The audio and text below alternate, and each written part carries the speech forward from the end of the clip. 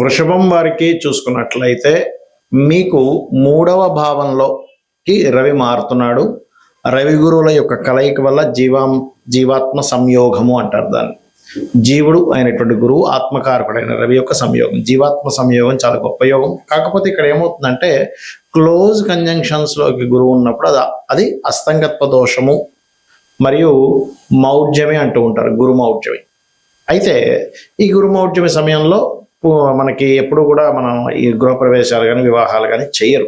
అయితే ఈ 3వ భావంలో మీకు ఈ గ్రహాల యొక్క కలయిక వల్ల మంచి ఏమిటి, జాగ్రత్త ఏమిటి అనేటువంటి అంశాలు చెప్తుంది. నేనైనప్పటికీ చెప్పిస్తుంది సాక్షాత్ లలిత అమ్మవారిగా భావిస్తూ ఆ లలితాంబిక అమ్మవారి యొక్క అనుగ్రహం మీకు పరిపూర్ణంగా కలగాలని మనస్ఫూర్తిగా కోరుకుంటూ 15వ తేదీ జూలై నుంచి ఆగస్టు 15 వరకు ఈ 2 గ్రహాలు కలిసి ఉంటాయి. కాబట్టి ఆగస్టు 13 వరకు ఇది అస్తంగత్వ దోషంలో ఉంటుంది. ఎందుకంటే ఈసారి గురువు అతిచారంలో ఉన్నాడు కాబట్టి ఎక్కువ కాలం ఉంటుంది అస్తంగత్వ దోషం అండ్ మౌఢ్యమి దోషం.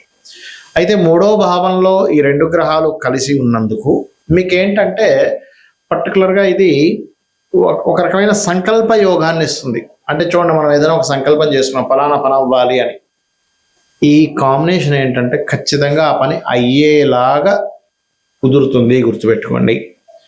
అలాగే మరొక విషయం ఏంటంటే ఇక్కడ మరి ఇది మౌఢ్యమి కూడా అంటున్నారు కదా, అంటే మీరు ఎవరితోనైనా ఏదైనా కమ్యూనికేట్ చేస్తున్నారు లేదా అగ్రిమెంట్స్ రాసుకుంటున్నారు. అందులో ముఖ్యంగా ఎవరితో మాట విని షేర్ మార్కెట్ సంబంధించిన వాటిలో మీరు ఇన్వెస్ట్మెంట్ చేస్తున్నారు, లేదా షేర్ మార్కెట్లో పలానా లాభం వస్తుంది, పలానా షేర్ కొనుక్కుంటే అనేటువంటిది కొంత, అంటే మీకు వచ్చేటువంటి ఇన్ఫర్మేషను ఆకస్మికంగా వస్తాయనుకునే లాభాలకు సంబంధించిన ఇన్ఫర్మేషన్ రాంగ్గా వచ్చే ఛాన్సెస్ ఎక్కువగా ఉంటుంది. మరియు కాస్త అన్నదమ్ములు, అక్క చెల్లెళ్ళు వీళ్ళతో మీరు ఏదైనా లావాదేవీలు జరిపేటువంటి అంశాలలో కాస్త జాగ్రత్తగా ఉండండి. షార్ట్ జర్నీస్ చేసేటప్పుడు గురువారాలు ప్రధానంగా జాగ్రత్తగా ఉండండి. గురు హోరల్లోని గురువారాలు కూడా ఎటువంటి అగ్రిమెంట్స్ రాయకండి.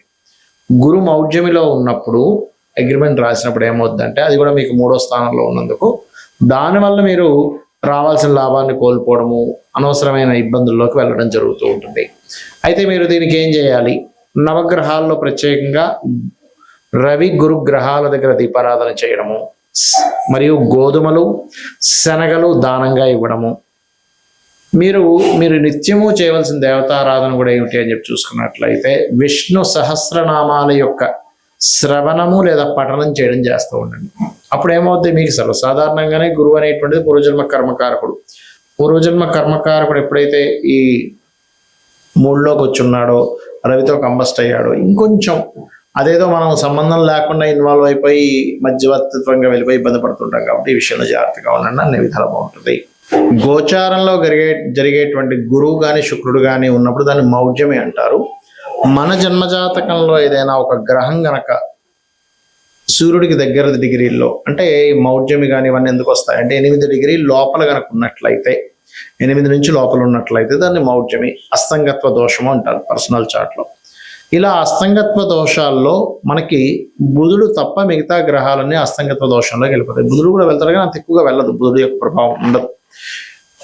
అయితే ఇక్కడ మనం ఒక్కొక్క గ్రహము అస్తంగత్వంలోకి వెళ్ళడం వలన ఒక్కొక్క ఫలితాలు వస్తాయి. ఆ విషయాలు జాగ్రత్తగా ఉండాలి. మీ పర్సనల్ చార్ట్లో గుర్తుపెట్టుకోండి. అది భావం ఏ భావంలో ఉందనేది వంటిది 12 భావాలు చూసుకుంటూ ఒక్కొక్క గ్రహం బట్టి కూడా ఉంటుంది. ఉదాహరణకి గురువే అనుకుందాం. మీ జన్మజాతకంలో గురువు ఏ ఆధిపత్యం వహించాడో, గురువు కనుక ఒకవేళ అస్తంగత్వ దోషం ఏర్పడితే ఏమవుతుంది అంటే, మీరు ఏదైనా స్కూల్స్ కాలేజ్ నిర్వహణ చేసేటప్పుడు కొన్నిసార్లు ఒక్కోసారి చూడ మనం బంగారం కొంటూ ఉంటాం. గురువు అస్తంగత్వ దోషంలో మీ జన్మజాతకంలో ఉన్నట్లయితే గోల్డ్ మీద ఇన్వెస్ట్మెంట్ చేయడం అంత శ్రేయస్కరం కాదు. పర్లేదండి, రవి బాగున్నాడు అన్నప్పుడు కొంతవరకు 50-50గా ఉంటుంది. రవి కూడా పాడైపోయి గురువు కూడా పాడైతే గోల్డ్ మీద ఇన్వెస్ట్మెంట్స్ అనేవి చేయకూడదు, అస్తంగత్వ దోషంలో ఉన్న గురువు లేదా పాపకత్తిలో ఉన్న. అదేవిధంగా కొన్నిసార్లు అమావాస్య యోగంలో పుడుతూ ఉంటారు కదా, అంటే అప్పుడు చంద్రుడు చాలా క్లోజ్ డిగ్రీల్లో సూర్యుడి దగ్గరికి వచ్చేసాడు, చంద్రుడేమో క్షేణ చంద్రుడే. అలాంటప్పుడు ఏంటంటే మీరు అమావాస్య నాడు పితృదేవతా సంబంధించిన కార్యక్రమాలు చేయడము, మరియు అదేవిధంగా మరొక విషయం ఏంటంటే ఇక్కడ వీటితో పాటు మానసిక సంబంధంగా, అంటే కొంచెం మనసు మీద ఎక్కువ తీసుకుంటూ ఎక్కువ ఎమోషన్స్ అవ్వకూడదు అనేటువంటిది దాని అర్థం అనమాట.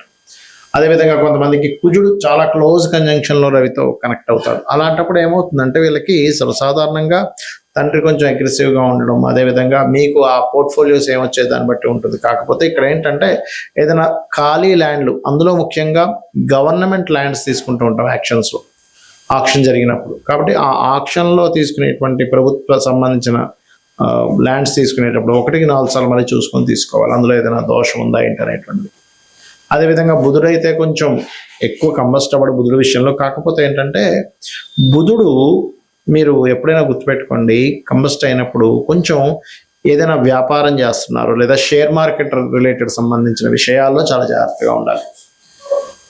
అదేవిధంగా శుక్రుడు అనుకోండి, వివాహము, చాలా మందికి శుక్రుడు కనుక క్లోజ్ కంజంక్షన్లో కనుక రవితో ఉన్నట్లయితే అప్పుడు ఏమవుతుంది అంటే మీకు అది వివాహము, వివాహ జీవితము, స్పర్మ్ కౌంటింగ్ తక్కువగా ఉండడము, లేకపోతే కొంతమందికి లేడీస్కి అయితే వాళ్ళకి చూడండి ఒక్కోసారి వాళ్ళు ఈ thyroid related issues, హార్మోనియల్ related issues వస్తూ ఉంటాయి. శని కనుక అయినట్లయితే సహజంగా చెప్పాలంటే శని రవుల కలయిక ఈజ్ సమ్ టైమ్స్ కొంచెం గట్టిగా ప్రయత్నం చేస్తే గవర్నమెంట్ జాబ్ వస్తుంది. కాకపోతే తల్లిదండ్రులు అంటే తండ్రితో కొంత తెలియని విభేదాలు రావడము, కొంచెం జాబ్లో ఒక్కొక్కసారి చూడండి మనం చూస్తూ ఉంటాం, పలానా జాబ్ దగ్గరికి వెళ్ళామండి అక్కడ స్ట్రక్ అయిపోయానంటూ ఉంటాం. అయితే ఇక్కడ ఏంటి, శనితో పాటు అది దశమాధిపత్యం కూడా వస్తే ఇంకా ఎక్కువ వస్తుంది దాని ప్రభావం. రాహువు కేతు అయితే గ్రహణ సమయాలు అవి పెద్దగా కంబస్ట్ అవ్వు దీనికి, ఎందుకంటే ఛాయాగ్రహాలు నిజమైనటువంటి గ్రహాలు కావు నోట్స్ కాబట్టి. అయితే ఇక్కడ ఏంటి, ఏ భావంలో మీకు అస్తంగత్వ దోషం ఏర్పడింది. ఇప్పుడు మనం చెప్పుకుంటున్నాం మేషం వారికి అయితే 4వ స్థానము, వృషభం వారికి అయితే 3వ భావంలో ఉన్నది రవి గురువులు, మిథునంకి అయితే 2వ స్థానము, కర్కాటకం అయితే రాశిలోనే, సింహానికి అయితే 12వ స్థానము, కన్యకి అయితే 11వ స్థానం, ఇలా చెప్పుకుంటున్నాగా. అలాగే మీ లగ్నం నుంచి, లగ్నం వేరు రాశి వేరు గుర్తుపెట్టుకోండి, మీ లగ్నం నుంచి ఒక గ్రహము కంబస్ట్ అయినప్పుడు అది ఏ భావంలో అయిందే చూసుకోవాలి. లగ్నంలో అయిందనుకోండి జీవుడికి అది ఎఫెక్ట్ ఎక్కువ ఇస్తుంది. ధనస్థానంలో అయితే అది ఏ గ్రహము సంబంధించినటువంటి ధన సంబంధించిన విషయాల్లో జాగ్రత్తగా ఉండాలి. 3 అయితే అన్నదమ్ములు కమ్యూనికేషన్స్ విషయాల్లో, 4 అయితే ప్రాపర్టీస్ కొనుగోలు చేసే విషయంలో, 5 అయితే సంతానం విషయంలో లేదా ప్రేమ వ్యవహారాల విషయంలో, ఏదో ప్రేమ వ్యవహారాలకు సంబంధించిన విషయాల్లో వెళ్ళి విరుక్కుపోవడం ఇట్లాంటివి జరుగుతూ ఉంటాయి. అదేవిధంగా 6 అనుకోండి, రుణాలు ఇవ్వడం, రుణం తీసుకోవడం వల్ల. 7వ అయితే వివాహం ద్వారా కొంతమందికి ఏదో స్ట్రక్ అయిపోయినట్టుగా అయిపోతాయి కొన్ని లైఫ్స్. 8వ అయితే తాతగారు ఆస్తి, కొంత రీసెర్చెస్ వల్ల రీసెర్చ్ అవ్వకపోవడం వల్ల మేము స్ట్రక్ అయిపోయాము అని ఇలా ఉంటూ ఉంటుంది. 9వ స్థానం అయితేనేమో తండ్రి స్ట్రక్ అయిపోవడము, అంటే తండ్రి అతని లైఫ్లో చాలా విషయాలు స్ట్రక్ అయిపోయినట్టుగా మనం తీసుకోవాలి. అదేవిధంగా హైయర్ ఎడ్యుకేషన్ బ్యాక్లాగ్స్ ఉండిపోవడం, ముందు కదలకపోవడం, ఏదో కారణాల వల్ల ఇబ్బంది వస్తూ ఉంటుంది. 10వ స్థానం అయ్యి అందులో ముఖ్యంగా శని అయితే వీళ్ళు ఉద్యోగం చేసే విషయంలో ముందుకు వెళ్ళలేకపోతుంటారు. అప్పుడు వ్యాపార యోగం ఏమైనా ఉందేమో చూసుకోవాలి.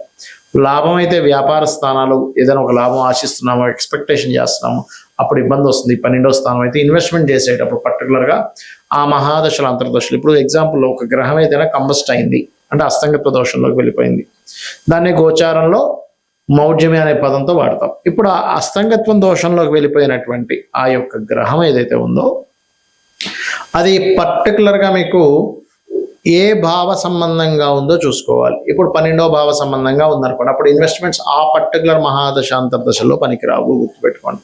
ఇది గోచార పరంగా కొంత పని చేస్తుంటుంది, దీని పరంగా పనిచేస్తుంది. అంటే ఎలా అంటే ఇప్పుడు చిన్న ఎగ్జాంపుల్ చెప్తానండి మీకు. మీరు ఒక ప్రాంతం నుంచి మరొక ప్రాంతానికి వెళ్ళాలి, దానికి ఒక 3-4 వేస్ ఉన్నాయి వెళ్ళడానికి, కానీ 3-4 త్రోవలు ఉన్నాయి.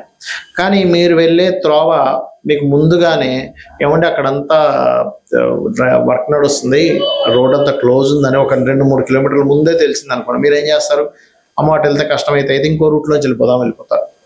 ఎలాగైతే మీరు వెళ్ళేటువంటి జర్నీలో కార్లోనో బైక్ మీద వెళ్ళేటప్పుడు ముందుగా తెలిసి అంత దూరం వెళ్ళి అయ్యో బ్లాకేజ్ ఉందా అని వెనక్కి వచ్చి మళ్ళీ ఇంకో రూట్లో వెళ్ళడానికి ఎలా అయితే మీకు పెట్రోలు, మనీ, శ్రమ సేవ్ అవుతాయి, ఇది ముందుగా తెలుస్తాయి. అలాగే జ్యోతిష్ శాస్త్రంలో కూడా మీకు పలానా మహాదశ అంతర్దశ వస్తుంది, ఇది ఇక్కడ కంబస్ట్ అయ్యి ఉంది, లేకపోతే ఈ గ్రహం ఇలా ఉంది, కాబట్టి మీరు ఈ విషయంలో జాగ్రత్త తీసుకోండి, ఖచ్చితంగా బాగుంటుందని చెప్పేదే జ్యోతిష్ శాస్త్రం.